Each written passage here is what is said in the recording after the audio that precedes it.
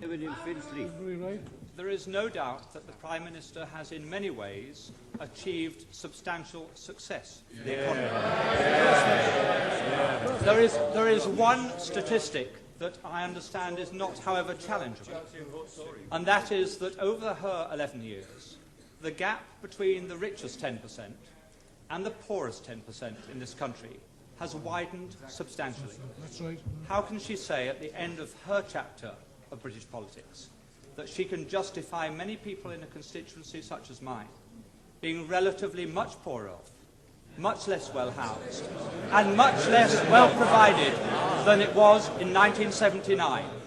Surely she accepts that is not a record that she or any Prime Minister can be proud of. Mr. Speaker, all levels of income are better off than they were in 1979.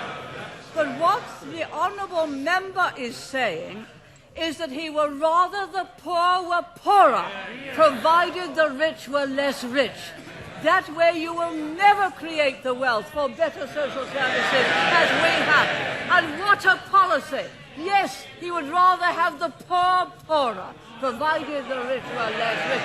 That is the Liberal policy. Yes, I give way to the honourable gentleman. I'm extremely grateful.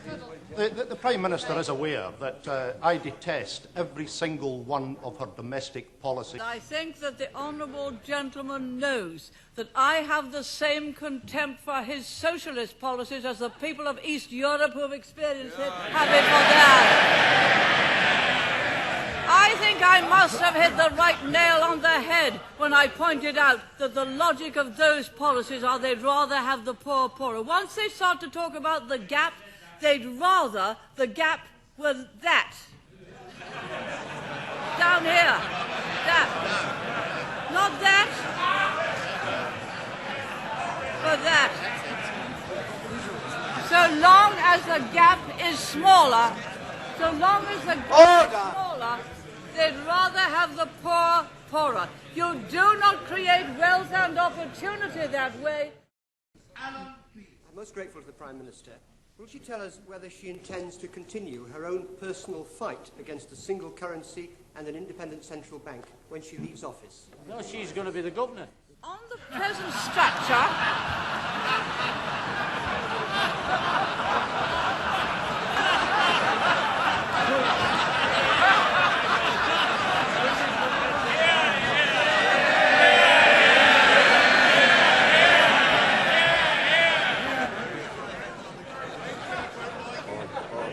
Order. The Prime Minister. what a good idea. I